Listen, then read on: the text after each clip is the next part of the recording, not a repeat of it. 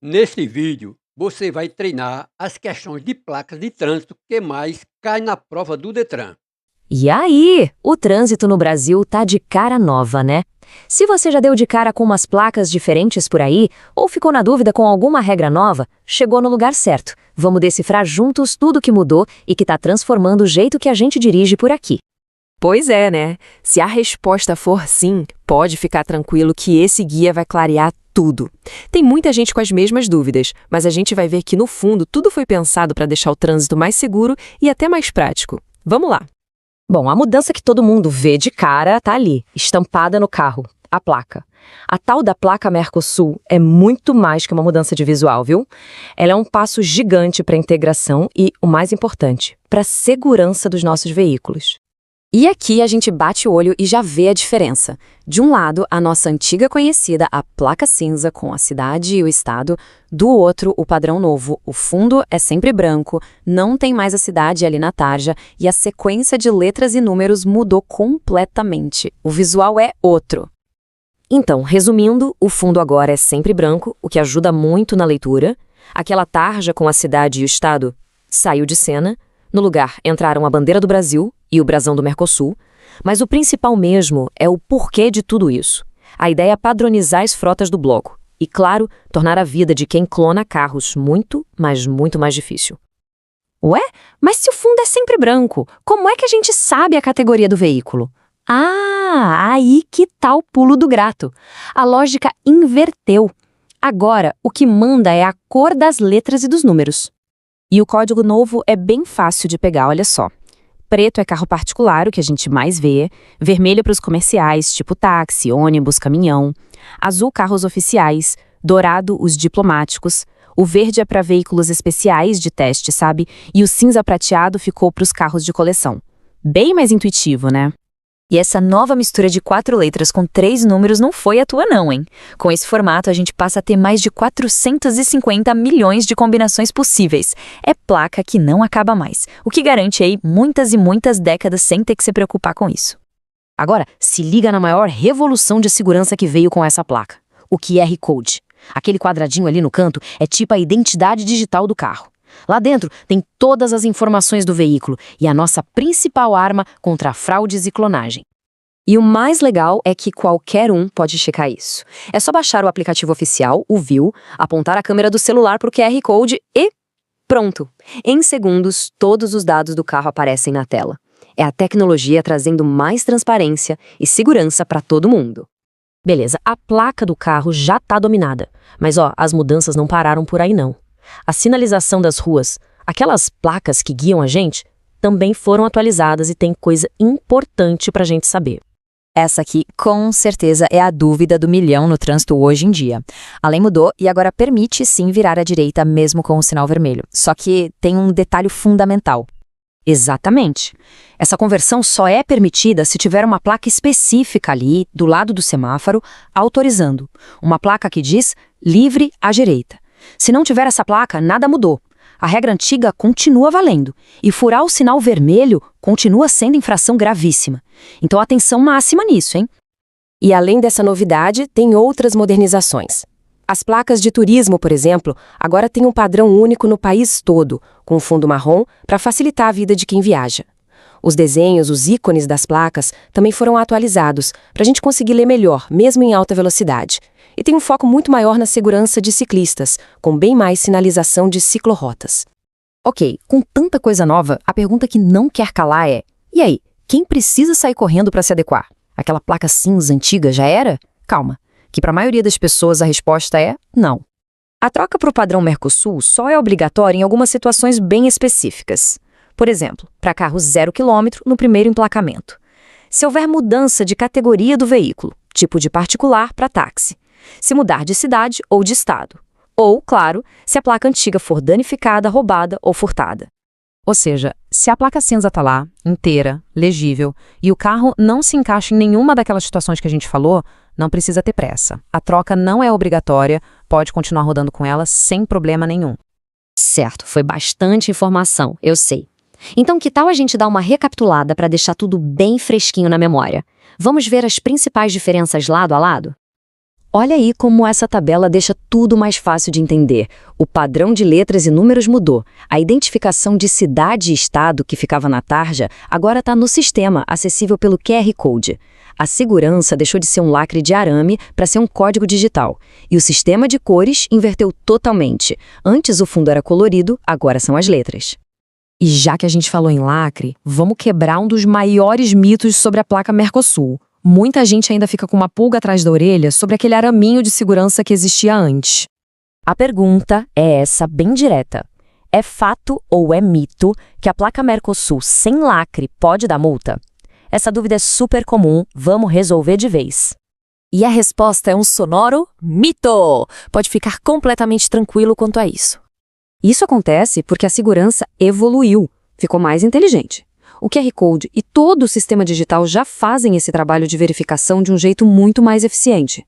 O lacre de metal, coitado, ficou obsoleto, foi simplesmente aposentado. Ufa! Com todas essas informações, fica bem mais fácil entender o trânsito e dirigir com mais segurança, com mais confiança. Afinal, conhecer as regras é sempre o primeiro passo para a gente ter um trânsito melhor para todo mundo.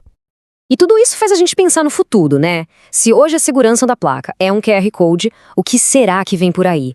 Placas totalmente digitais, que mudam de informação?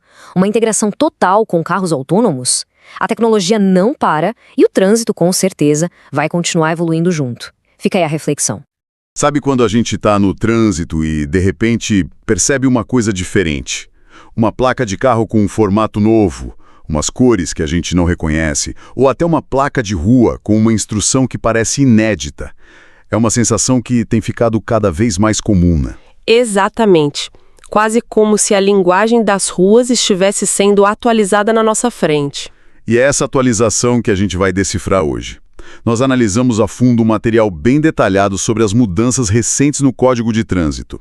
E o que a gente descobriu é que tem uma grande história por trás disso tudo, que é a transição de um sistema físico, analógico, para um universo totalmente digital e integrado. Isso. Do lacre de chumbo na placa a um QR Code. Da cidade estampada no metal a um banco de dados na nuvem. Nossa missão aqui é entender o que isso significa na prática. Perfeito. E essa mudança é muito mais profunda do que um simples design novo, sabe? Ela revela uma nova filosofia de fiscalização, de gestão do trânsito. Estamos falando de integração de dados entre países, de segurança cibernética aplicada a veículos. É uma tendência global que chegou bem aqui no para-choque do carro do lado. Ótimo. Então vamos começar pelo mais visível, o que gerou mais conversa. A nova placa do carro, o padrão Mercosul. A antiga placa cinza que nos acompanhou por décadas está sendo aposentada. O que, na essência, essa nova placa nos diz? Olha, ela nos diz duas coisas fundamentais. A primeira é sobre geopolítica. O objetivo é criar um banco de dados unificado de veículos entre os países do Mercosul, Brasil, Argentina, Uruguai e Paraguai. Isso facilita a vida de quem viaja, claro, mas principalmente dificulta a circulação de veículos roubados ou clonados pelas fronteiras. Entendi. E a segunda coisa? A segunda, talvez a mais importante para o nosso dia a dia, é segurança. A placa foi projetada para ser extremamente difícil de fraudar. E a primeira barreira contra a fraude já é visual. A gente tem que aprender a ler a placa de um jeito diferente. O fundo agora é sempre branco. Mas o que me chama a atenção é que a identificação da categoria do veículo, que antes era na cor da placa toda, agora está só na cor da fonte. Isso não torna a identificação rápida à distância um pouco mais difícil para um agente de trânsito, ou até para a gente mesmo? Essa é uma ótima observação. É uma troca, na verdade. Você perde um pouco da clareza imediata para o olho humano a longa distância, é verdade. A placa vermelha de um táxi era inconfundível. Exato. Mas, em contrapartida, você ganha uma padronização que é perfeita para sistemas de fiscalização eletrônica, para as câmeras. Um fundo branco com caracteres de alto contraste é muito mais fácil de ser lido por um software. A prioridade mudou, assim, do olho humano para o olho digital. Faz todo sentido. A fiscalização está cada vez mais automatizada, então vamos decifrar esse novo código de cores. O preto é o padrão, para carros de passeio, certo? Isso. É o que a gente vai ver na esmagadora maioria dos veículos. O vermelho continua sendo para os comerciais ou de aluguel, como táxis, ônibus, caminhões. Ok. Aí o azul é para os veículos oficiais e o dourado para os diplomáticos e consulares. Certo. Preto para particular e vermelho para comercial é fácil de lembrar. Mas e as outras? Fiquei surpreso com a variedade. O que significa se eu vir uma placa com letras verdes ou prateadas? Ou cinza prateado é a herdeira da famosa placa preta. Ela agora identifica os veículos de coleção. Ah, então a placa preta não acabou, só mudou a cor das letras. Exatamente, o status de raridade continua sendo sinalizado. E a mudança talvez mais radical tenha sido o fim da tarjeta com a cidade e o estado. Aquilo era quase um RG do carro. Agora temos a bandeira do Brasil e o símbolo do Mercosul. Sumiu do físico para migrar para o digital, é o tema central aqui. E essa migração nos leva à parte mais engenhosa, a nova sequência de caracteres e, claro, o QR Code. O fim do ABC 1234. Exato. O novo padrão tem 4 letras e 3 números, no formato LLLNNN. Parece uma troca simples, mas em termos de capacidade, o salto é astronômico. São mais de 450 milhões de combinações possíveis. Resolve o problema de falta de placas por muitas e muitas gerações. E tem um detalhe curioso na conversão, né? Para um carro antigo que troca de placa, a nova sequência não é totalmente aleatória. Não mesmo. É quase um easter egg administrativo, como dizem. O segundo número da placa antiga é convertido em uma letra. O número 0 vira a letra A, o 1 vira B, o 2 vira C e assim por diante. Que interessante. É uma forma de manter um rastro do registro antigo no sistema. Isso, um vínculo entre o registro antigo e o novo. Mas a verdadeira revolução, o coração dessa identidade digital, é o QR Code que fica no canto da placa. Sem dúvida. Ele é a chave de tudo. E o fascinante é que o acesso a essa chave foi, de certa forma, democratizado. Não é uma ferramenta só do agente de trânsito. Espera aí, isso é mais revolucionário do que parece. Quer dizer que a fiscalização deixou de ser um monopólio do Estado. Qualquer pessoa pode auditar a placa de um carro na rua. Exatamente. Com o aplicativo oficial do governo, qualquer cidadão pode escanear o QR Code, o sistema retorna na hora os dados básicos do veículo. Marca, modelo, cor e o status, tipo se há registro de roubo ou furto. Uau! Obviamente não mostra dados do proprietário, por questões de privacidade. Mas para quem vai comprar um carro usado, por exemplo, é uma ferramenta poderosíssima. E para um criminoso é um pesadelo. É um pesadelo. Uma placa clonada fisicamente é fácil de fazer. Mas um QR Code clonado que corresponda ao carro e ao banco de dados nacional é praticamente impossível. Certo. As mudanças são claras, o salto tecnológico é inegável. Mas isso nos leva à pergunta de R$1 milhão que todo mundo com a placa cinza se faz. Eu preciso sair correndo para trocar a minha? E a resposta para o alívio de muita gente é um sonoro não. A troca não é compulsória para todos. Se a sua placa cinza está em bom estado, legível, sem danos, pode continuar com ela sem problema nenhum. A ideia é que a transição seja gradual. Ok. Então, em que situações a troca se torna inevitável? A primeira é a mais óbvia, ao comprar um carro 0 km. Ele já vai vir com o padrão Mercosul. Certo. As outras situações envolvem alguma mudança administrativa importante. Por exemplo, se você vende seu carro para alguém de outro município ou estado, na transferência a nova placa será exigida. Ou seja, a troca está atrelada a uma burocracia que já existiria de qualquer forma. Precisamente. Outro caso é a mudança de categoria. Imagine que você transforma seu carro particular num táxi. Ao regularizar, ele vai precisar da nova placa com a fonte vermelha. Entendi. E claro, se a sua placa antiga for danificada, furtada ou ficar ilegível por qualquer motivo, aí não tem escolha. A substituição será obrigatoriamente pelo modelo novo. Perfeito. Agora, vamos tocar num ponto que virou quase uma lenda urbana. O lacre. Aquele arame que prendia a placa traseira. Ele simplesmente desapareceu com a placa Mercosul e isso causa uma confusão danada. E é aqui que a nossa tese da transição do físico pro digital fica mais clara do que nunca. O lacre era segurança física, uma tentativa muitas vezes frágil de garantir que a placa não fosse trocada. Ele podia ser rompido, violado, era um cadeado bem simples. E o novo sistema simplesmente aboliu o cadeado. Exatamente. A nova filosofia é: a segurança não está mais no pedaço de metal que prende a placa, mas na informação criptografada dentro do QR Code. A validação agora é feita por software, por consulta a um banco de dados. A segurança é um algoritmo, não um arame. Então é fundamental deixar claro que... Sim, é fundamental desmistificar isso. Não existe multa por falta de lacre em placa Mercosul. Seria como multar alguém por não ter carburador num carro com injeção eletrônica. A tecnologia mudou. Impressionante.